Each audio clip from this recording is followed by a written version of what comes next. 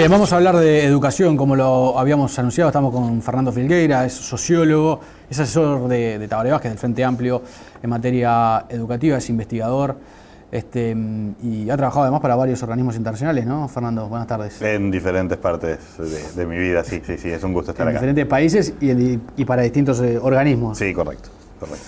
¿Cómo evalúan la situación actual de la educación? A ver, la evaluación que se hace de la educación hoy, y no es una evaluación de un partido o de un grupo político, es que efectivamente hoy enfrentamos un conjunto de problemas en materia de cobertura, de retención, de egreso y de aprendizaje. En estos 4 componentes está claro que Uruguay necesita avanzar más sólidamente y a un ritmo más acelerado. Esto es un problema que Uruguay arrastra estructuralmente hace 30 años en materia sobre todo lo que tiene que ver con cobertura, retención, ¿sí? Y egreso. En materia de aprendizajes no teníamos antes indicadores claros, ¿sí? Hoy las pruebas PISA y otras pruebas estandarizadas que se aplican a nivel nacional permiten sacar algunas conclusiones. Y todos estos indicadores indican que se han hecho avances, pero que esos avances no poseen ni el ritmo ni la robustez necesaria para el salto cualitativo que el país precisa en materia de desarrollo humano, en un conjunto de aspectos y en donde la educación constituye obviamente un elemento clave. Estos problemas estructurales que venimos arrastrando hace mucho tiempo requerían de algunas acciones que efectivamente se tomaron en los últimos 10 años, que yo creo que son positivas. La primera y fundamental era mejorar la asignación presupuestal. Sí. No hay sistemas educativos en el mundo de calidad con los niveles de presupuesto con los que contaba la educación hace 15, 20 años. No lo hay. No lo hay, uno lo puede buscar en cualquier lugar del mundo y no lo hay. El salto que se da es muy importante, prácticamente se duplica el gasto por alumno en primaria, en secundaria, en formación docente, en técnica. Lo segundo importante que yo creo que se hace es ingresar al siglo XXI con un conjunto de tecnologías que eran absolutamente necesarias. El plan Ceibal es la estructura que permite esos avances. Y lo tercero que se hace, que yo creo que es positivo, pero que a la vez denota los límites de funcionar dentro de esta matriz de modelo educativo que tenemos, es un conjunto de esfuerzos que se hicieron para lograr mayor retención, mayor capacidad de transitar, de darle tránsito continuo al estudiante y de llevarlo a los egresos correspondientes, ¿sí? Y estrategias específicas de aprendizaje que se aplicaron, ¿sí? ¿Y eso cómo lo evalúas tú? Yo creo que ¿es positivo? Yo creo que, digamos, porque muchos lo critican, ¿no? El tema es el siguiente: si uno mira las tasas de matriculación neta, lo llaman tasas netas y tasas brutas de cobertura, uno ve un aumento, ¿sí? Ese incremento que se produce, lo que le sucede es que luego no fluye bien, ¿sí? Básicamente hay que pensarlo como si tuviéramos un embudo, ¿sí? Y empezamos a poner más agua en el embudo, pero es muy angosto, ¿sí? La salida. Eso implica que se trancan los egresos y que por el otro lado, si seguimos poniendo agua, empiezan a quedar para afuera, es decir, no podemos retenerlos. Claro. ¿Sí? Si uno se fija en algunos elementos concretos que yo creo que favorecen lo que queremos lograr, este tercer grupo de desafíos que se implementaron respuestas en este periodo, está la disminución del tamaño medio de grupo en primaria, que permite una educación más personalizada. Claro. La universalización de la cobertura en 4 años, que permite desde temprano empezar a trabajar en aprestamiento temprano para los chiquilines, identificar dificultades. Los programas de tránsito educativo, aulas educativas que procuran revincular, ¿sí? Y todo ello ha contribuido efectivamente a un flujo más continuo en primaria, con niveles de aprendizaje que, si bien en un grupo de población presentan serios problemas, en otro grupo de población han logrado ser razonables. Y un problema serio en la educación media, en donde aparece este afinamiento, digamos, del embudo y un proceso de filtro muy marcado. ¿Qué nos dice entonces la experiencia de estos esfuerzos que se realizaron y los aprendizajes? que uno de los problemas centrales que nosotros tenemos es un problema del diseño estructural del sistema. Y que por lo tanto estos programas que hicimos permitieron avanzar. Estas otras mejoras estructurales que hicimos, como el tamaño medio de grupo o el maestro comunitario, ¿sí?, permitieron avanzar, pero precisamos una transformación, como lo ha señalado el candidato de nuestra fuerza política, del ADN, ¿sí?, claro, del sistema educativo. ¿Se perdió en 10 años? No, de ninguna manera. Tú empezaste diciendo, bueno, para empezar, con los niveles presupuestales que había, era imposible obtener buenos resultados. Correcto. Cuando se tomó la decisión política, el Frente Amplio, cuando llegó al gobierno, de aumentar el presupuesto y atender la educación, ¿no habría que haber implementado ahí un plan de esta magnitud como se piensa ahora? Bueno, es que algunas de esas cosas se implementaron. La disminución del tamaño medio de grupo era necesaria, la incorporación del plan Ceibal era necesaria, la apertura de opciones de educación técnica y tecnológica eran necesarias. Ahora, es correcto lo que señalas en el sentido, ¿fueron estas transformaciones suficientes para un pleno aprovechamiento de los recursos adicionales? Posiblemente no, ¿sí?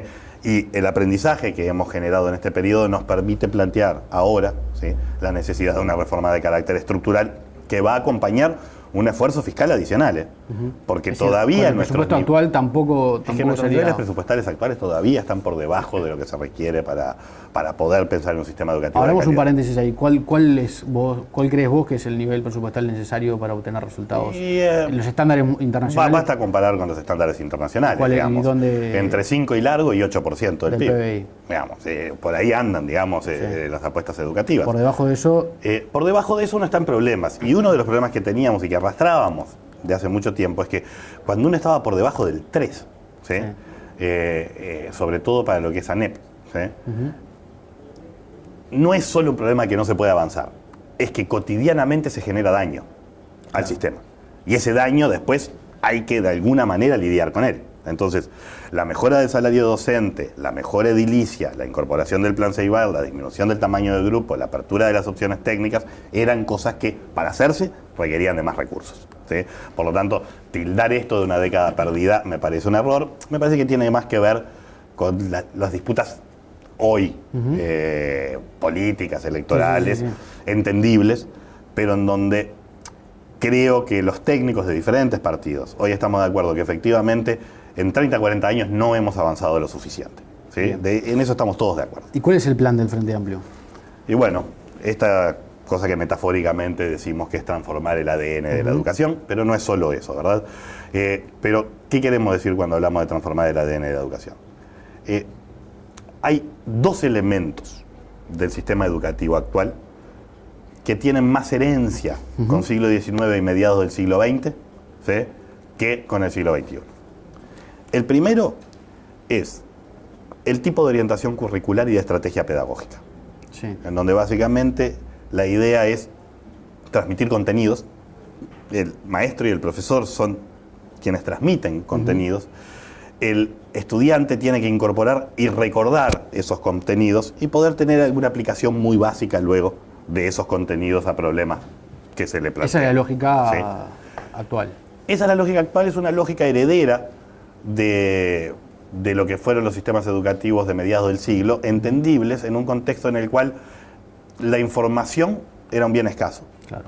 Y por lo tanto el maestro y el profesor eran depositarios, ¿sí?, de un conjunto de información relevante, sistematizada y que se transmitía al estudiante. ¿Sí? Esos altos estándares educativos que tenía Uruguay, en realidad, muchas veces, y que lo destacaban con otros países, eran muchas veces altos estándares de información. Es decir, la sociedad uruguaya era una sociedad muy informada. Era una sociedad informada. Pero para la exigencia actual, la lógica ya no va por otro lado. Claro, por eso. Tenemos este primer problema, digamos, para contrastar los siglo XXI contra mediados del siglo XX, en donde hoy, efectivamente, en ese teclado, en una tecla, vos tenés toda la información y más que la que hoy tiene la Biblioteca Nacional, ¿no? Claro.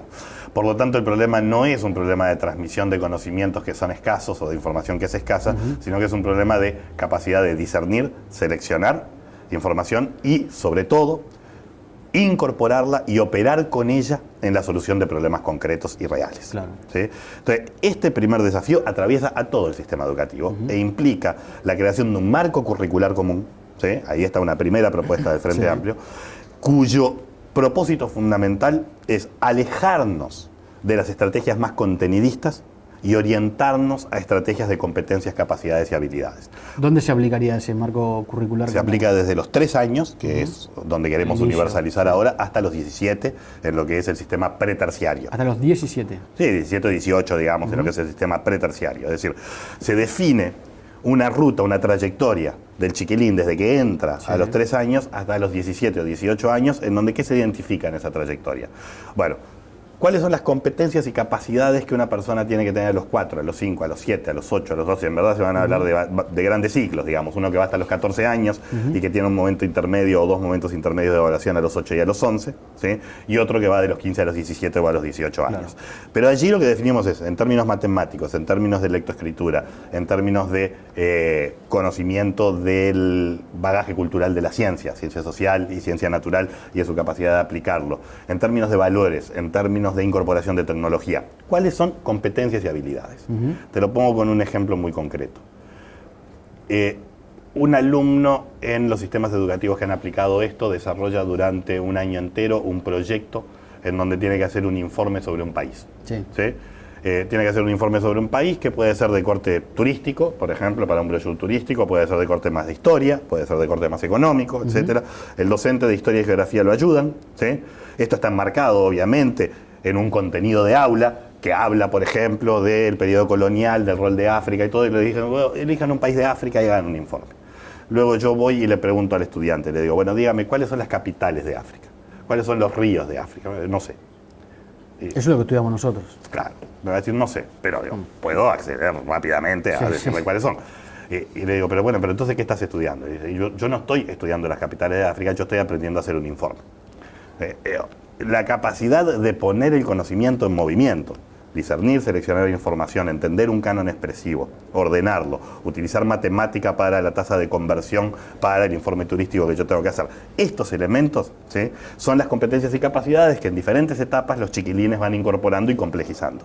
Ese marco curricular común apunta a eso, no a suprimir los contenidos, pero a ponerlos al servicio de esta formación de competencias y de capacidades, ¿verdad? Sí. Entonces, este es el primer gran desafío. El segundo, y que refiere también al cambio del ADN, es que históricamente nuestro sistema de educación media no estuvo pensado como un sistema inclusivo de construcción de ciudadanía. Como si lo estuvo pensado primaria. En eso, nuestra primaria históricamente tuvo esa propensión o pretensión. ¿Por qué decís que la media no? Porque era un sistema de filtros para ver quién llegaba a la universidad. Sí. La idea era seleccionar una élite. Sí. ¿Sí? Hoy, ser ciudadano implica, en lo posible, completar la secundaria, la media superior, lo que llamaríamos la media superior. Mínimo, ¿no? Pero como mínimo, el ciclo básico, sin duda, digamos, lo que llamamos el ciclo básico, tiene que estar disponible para todos los estudiantes y por eso la meta que nos planteamos es un 100% de egreso. Entonces, ¿cómo tiene que cambiar la lógica en la educación media? Bueno, nuevamente, la idea no es el filtro, de nuevo, la utilización de la herramienta de repetición, ¿sí?, como una cosa reiterada, un modelo en donde, en general, uno tiene que dar un examen de cada asignatura, digamos, cuando llega a los niveles de media superior, etcétera, transformarlo para cubrir el primer problema que planteábamos y para adecuarnos al segundo problema que estamos planteando. Bueno, la lógica va a ser, estas asignaturas que van a seguir existiendo, se van a integrar en lógicas de proyectos, las evaluaciones van a combinar elementos individuales y elementos colectivos. A los docentes no les vamos a estar diciendo, el chiquilín si no llegó al punto X exacto, entonces tiene que repetir. La idea es que hay un ciclo entre 12, 13 y 14 años en donde el chiquilín puede seguir avanzando, ¿sí?, y puede ir aprendiendo. Vamos a modificar el extendido uso del instrumento de repetición por otras cosas, que son, en muchos casos, para los chiquilines de más exigencia, no de menos exigencia. Por ejemplo, trabajar en contrahorario, o por ejemplo, trabajar en los fines de semana, o por ejemplo, trabajar en los periodos de vacaciones, o por ejemplo, con maestros o con docentes comunitarios y tutorías personalizadas. Pero la idea es que cuando yo sigo evaluando y sigo evaluando en forma muy exigente, ojo, no evalúo la repetición de contenidos, evalúo competencias. Ahora, ese sistema uno en primaria lo imagina de manera relativamente fácil, porque son menos docentes, hay una maestra. Sí. En secundaria, ¿cómo se da esa colaboración con el material humano que ya tiene el país, ¿no? Obviamente, con los docentes que ya tiene el país, con las materias como están establecidas hoy en la currícula? Bueno, de alguna manera el primer eje que yo te contaba es esto de transformar el ADN desde el marco curricular. Sí. El segundo y el tercer eje nos ayudan a entender cómo podemos avanzar en esto que efectivamente es complejo, que no es simple. ¿Sí? El segundo eje implica una transformación muy importante en las cantidades de tiempo, los sistemas de asignación de ese tiempo y los cargos docentes que luego cargan con ese tiempo en los centros educativos. ¿Sí? Es muy difícil generar modelos de proyectos y de talleres con docentes que pasan y siguen, pero no están nunca en el centro instalados. ¿Sí? Un grupo de docentes de cada centro va a tener dedicaciones horarias muy altas. ¿Sí? Es decir, su tarea no es dar una asignatura, ¿sí? Además de que la va a dar, obviamente. Su tarea es ser un líder pedagógico en ese centro, trabajando, por ejemplo, en el área de matemáticas junto con física y con química, generando proyectos, materiales conjuntos, etc. ¿Sí? Otro anillo de docentes va a tener dedicaciones relativamente altas, que fue un esfuerzo que se hizo en este periodo, y se van a integrar a estos equipos. Y siempre sí va a haber un grupo de docentes más chico que tiene más vínculos puntuales con el centro educativo.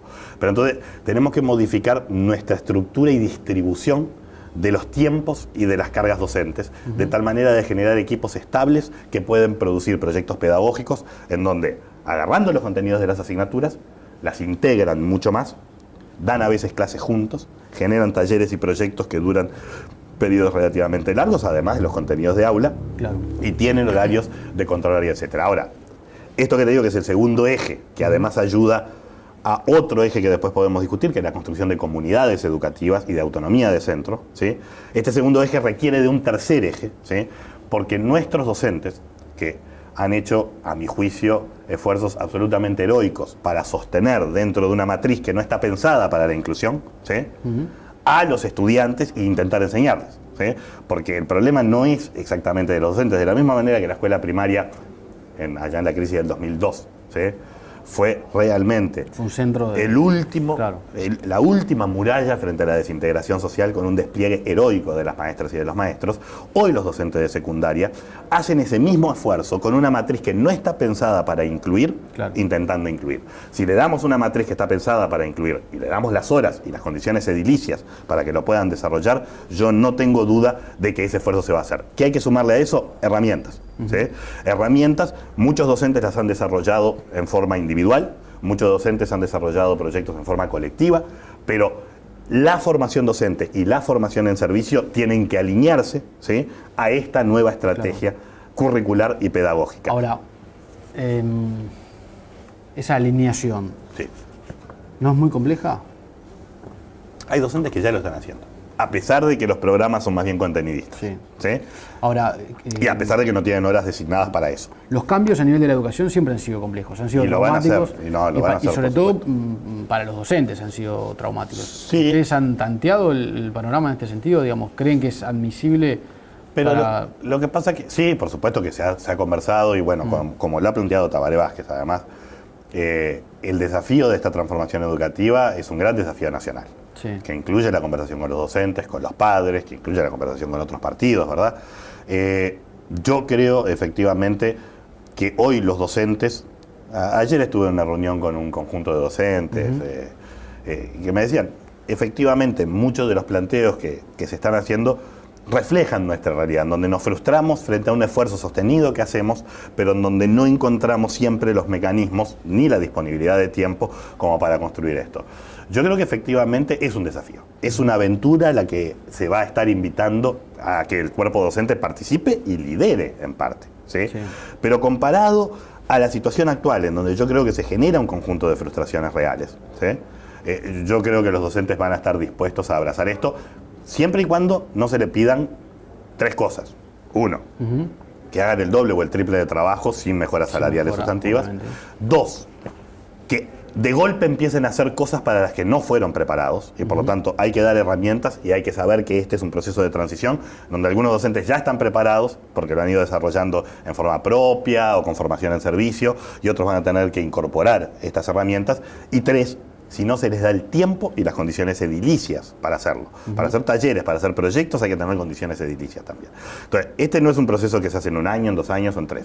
En estos 5 años vamos a montar la estructura, vamos a avanzar sustantivamente y después hay que sostener el esfuerzo 5 años más. ¿Sí? Ahora, tú dijiste al pasar, aquí obviamente es necesario un acuerdo nacional sobre el tema. Yo creo que sí. El último gran impulso renovador que se intentó cuando Rama intentó la reforma, fue trancado absolutamente.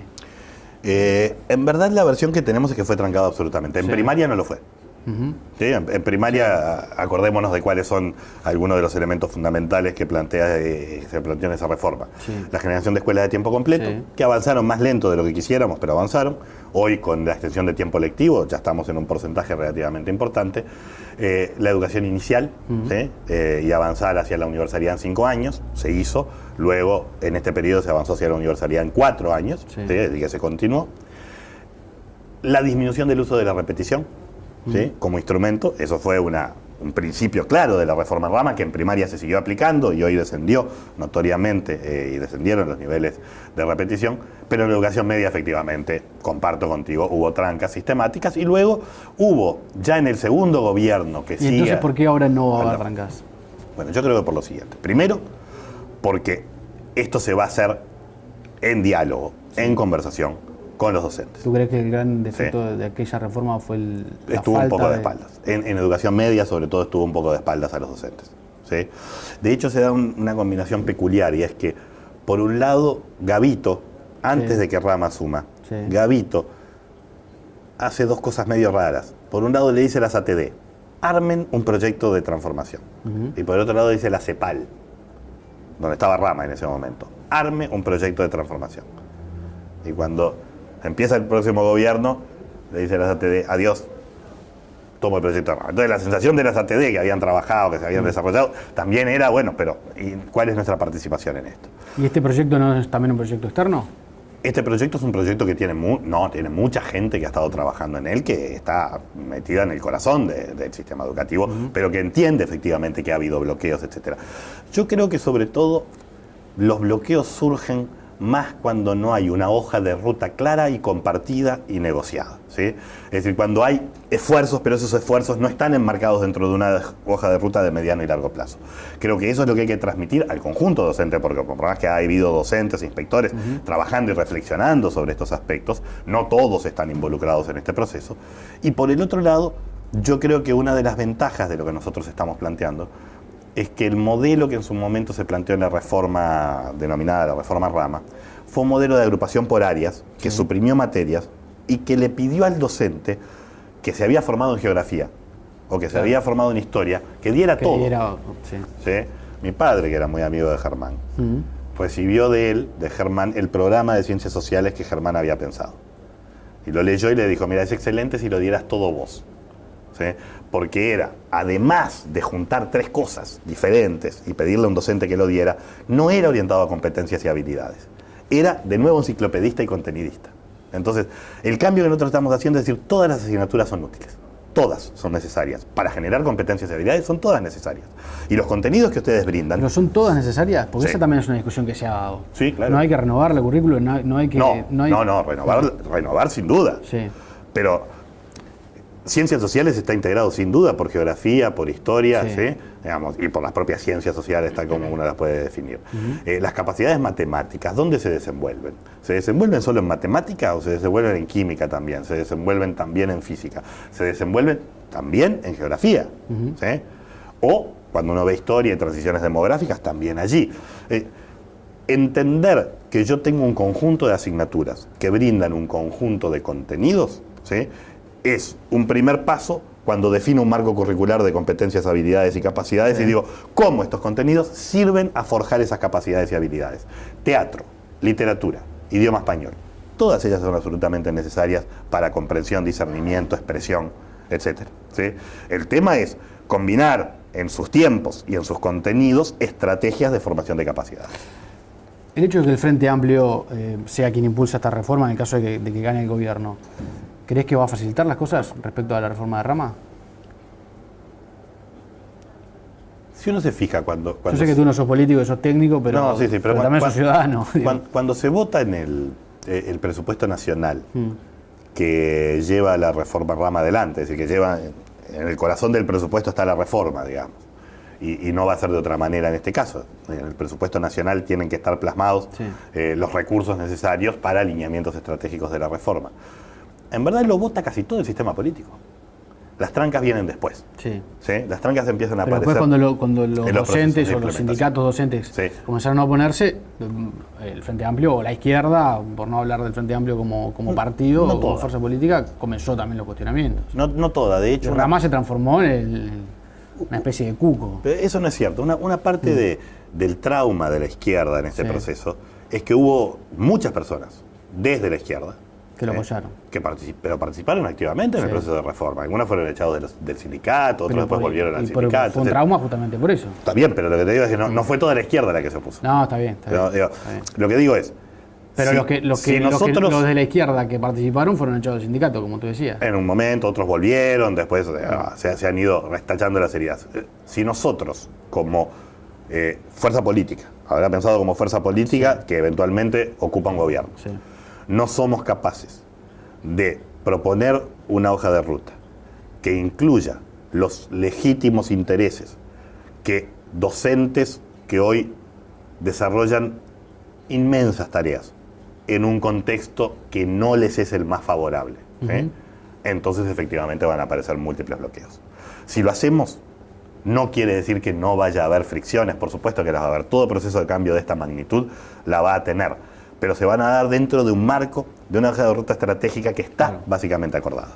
Allí yo creo que está el desafío político, ¿sí? Claro. El desafío técnico es múltiple y las restricciones, como yo te mencionaba antes de que entráramos a sala, hay restricciones fiscales, hay restricciones Ahora en te los voy a preguntar recursos sobre humanos eso. y hay restricciones políticas.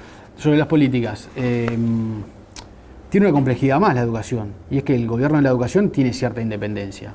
Sí. ¿Cómo se va a manejar eso políticamente? Digamos, porque una cosa es que... La definición de un equipo consistente con una ruta, con una y orientación entonces, clara. ¿quién va a gobernar ese proceso? ¿Lo va a gobernar el Ese equipo. el Poder Ejecutivo, las autoridades de la educación? Yo te digo, si mirás cuáles son las autoridades que van a estar involucradas en este proceso, dada la nueva ley de educación además, dada la ley de educación aprobada, ministro de Educación, subsecretario y director de Educación desde el Poder Ejecutivo, Sí, presidente del CODICEN, sí. los miembros del CODICEN, presidencia y miembros de los desconcentrados, ¿sí? Instituto Nacional de Evaluación Educativa, fundamental, Instituto Nacional de Formación Profesional, ¿sí? Que va a cumplir un rol no menor en el proceso de todo lo que es educación media superior, ¿sí? En la combinación de tecnología, trabajo, Sí. educación.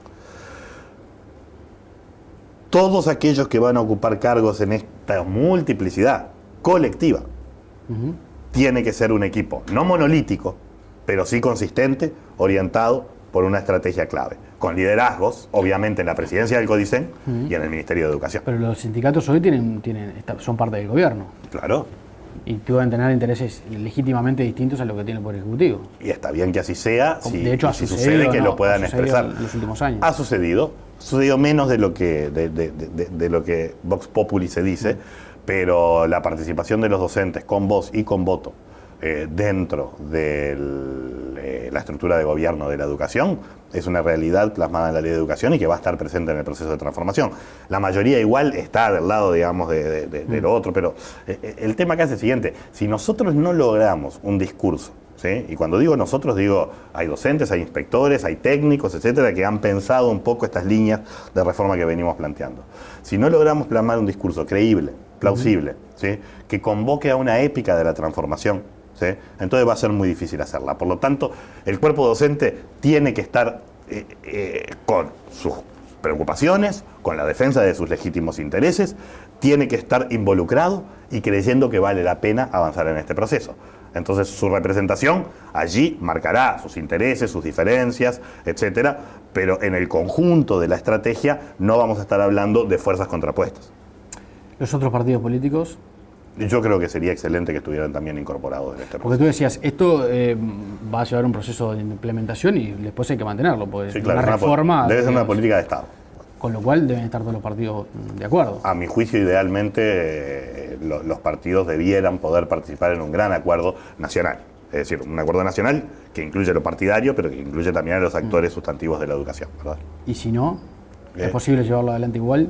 Es posible llevarlo adelante, pero es mejor llevarlo adelante con grandes consensos.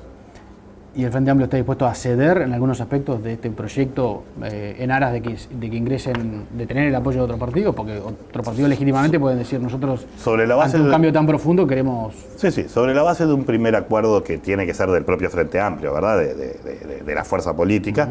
Yo creo que estas otras cosas, por supuesto, que son discutibles, debatibles, mejorables, etcétera. Ahora, hay algunos elementos que si se plantean están fuera del ADN que queremos generar. Es decir, si la idea es que elevar el nivel de exigencia para la repetición, no elevar el nivel de exigencia para el aprendizaje, ¿sí? Entonces no estamos de acuerdo, ¿sí? Si la idea es ir a un modelo puro de tipo voucher de mercado, entonces no estamos de acuerdo. Si la idea es volver a modelos humanistas enciclopedistas, entonces no estamos de acuerdo, ¿sí? Ahora, si la idea es, no, pero mira, ¿por qué no corregís esta idea del marco curricular, ¿sí? En donde vos estás trabajando con un marco curricular que va hasta los 14 y después hasta los 18 y generamos 3 tramos porque tal vez... Bueno, discutámoslo. Hay un conjunto de acuerdos técnicos, yo creo, hoy, que no son menores. Sumémosle a eso otro acuerdo que aparece, que es el de mejorar las capacidades de gestión de los centros e incrementar su autonomía. Con un rol fundamental que yo creo que deben tener las alcaldías, ¿sí? En alianza con los centros educativos para producir una matriz de servicios en el territorio que genera parte del contrahorario, en donde mediante apoyos a clubes deportivos y culturales de la zona, etcétera, se trabaja en una suerte de campus territorial. Claro. ¿Sí? Entonces, hay mucho para hacer, es un gran desafío, yo creo que es efectivamente una reinvención de la educación basada en las fortalezas y en los esfuerzos que hoy se desarrollaron y que hoy se han empezado a plasmar, pero que es una aventura a la que vale la pena invitar a todas las fuerzas sociales y políticas. Lo de los vouchers que comentaste al pasar en realidad fue propuesto por Tabaré Vázquez. No, él lo que estaba mirando era una cosa mucho más puntual de apoyo, ¿sí? A un grupo de población específico. Un modelo de voucher, el modelo de voucher puro es un modelo en el cual uno lo que hace es dice, yo reniego está claro. de la prestación del servicio, lo que hago es lo financio y que los privados se encarguen, ¿no? Y esa no es la idea. No, esa no es la idea. ¿Hay plata para llevar adelante esto? Bueno. Te dejo la más fácil para el final. Una de las razones fundamentales de los logros de estos 10 años, ¿sí? Es la responsabilidad macroeconómica. ¿Sí? Y entonces, flaco favor le haríamos al país si para hacer una transformación educativa destruimos la estabilidad macroeconómica. Porque entonces eso lo pagan todos, lo pagan las familias, lo pagan los niños, etc. Por lo tanto, tenemos que ser extremadamente cuidadosos. Yo creo que se requieren recursos adicionales importantes, no necesariamente en el quinquenio hablar de un 6% del PIB, pero sí una expansión importante de lo que es el 4,6 actual, ¿sí? Aproximándonos a esas cifras. Yendo hacia el 6. Sí, yo creo que eso va a ser necesario, pero para eso hay 2 condiciones fundamentales. No sacrificar la estabilidad macro y las cuentas fiscales del país para ese fin. Y segundo, que si vamos a invertir esa inmensa cantidad de recursos adicionales, lo tenemos que hacer para transformar la educación, no para continuar con la misma matriz. Tampoco para generar un conjunto de programas como lo hicimos en estos años, que ayudan, pero no rompen los nudos y los cuellos de botella que estamos enfrentando. Ante un panorama a futuro con la economía con un desempeño menos notable, por lo menos que en estos 10 años, ¿puede ponerse en jaque entonces la implementación de un proyecto tan ambicioso? No, puede graduarse. Es diferente. Uno define la hoja de ruta. Uno pone el barco en una dirección y empieza a avanzar, ¿sí? Ahora, si ese avance se hace en 2 años, el grueso de las estructuras edilicias que queremos, en 3 o en 4, puede suceder, ¿sí? El modelo finlandés del cual tanto se habla aprueba, ¿sí?, el proceso de transformación en 1963. ¿Sí? Los últimos centros que se incorporan al nuevo modelo que ellos pensaban se dan en 1985. Yo quiero que lo hagamos más rápido. Claro. ¿Sí? Pero no pensemos que por apurarnos, ¿sí?, sacrifiquemos los balances que necesitamos. Yo creo que de ninguna manera está en jaque o se dificulta este proceso de transformación. Hay algunas cosas de las que estoy hablando cuyos costos son relativamente bajos. Hay otras que tienen costos más altos y que sobre todo llevarlo universalmente a toda la población que se está educando tiene costos más importantes.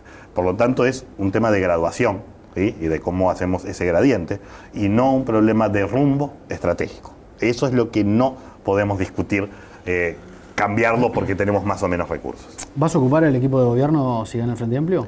En este momento mi respuesta es simple, es lo que importa ahora, y lo planteó Tabaré, es ponerse el overol apenas, efectivamente, si se confirma que la ciudadanía deposita en el Frente Amplio la responsabilidad de otro periodo de gobierno, es trabajar en la constitución de equipos, y yo en eso voy a estar trabajando, ayudando en la conformación de estos equipos consistentes en los que hay que trabajar, y bajar a tierra muchos de estos ejes estratégicos que te planteé, de hojas de ruta, en medidas concretas que tienen que tomarse con relativa rapidez, ¿sí?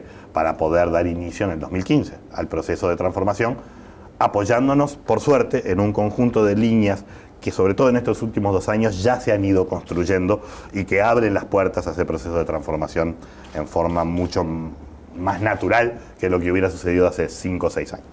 Conclusión, no me contestaste si ibas a estar en el equipo de gobierno si gana el Frente Amplio. No, lo que te digo es lo siguiente. Tú sabes que tu nombre se maneja como potencial ministro sí, lo sé, de Educación. Pero me parece que en este momento lo que corresponde es...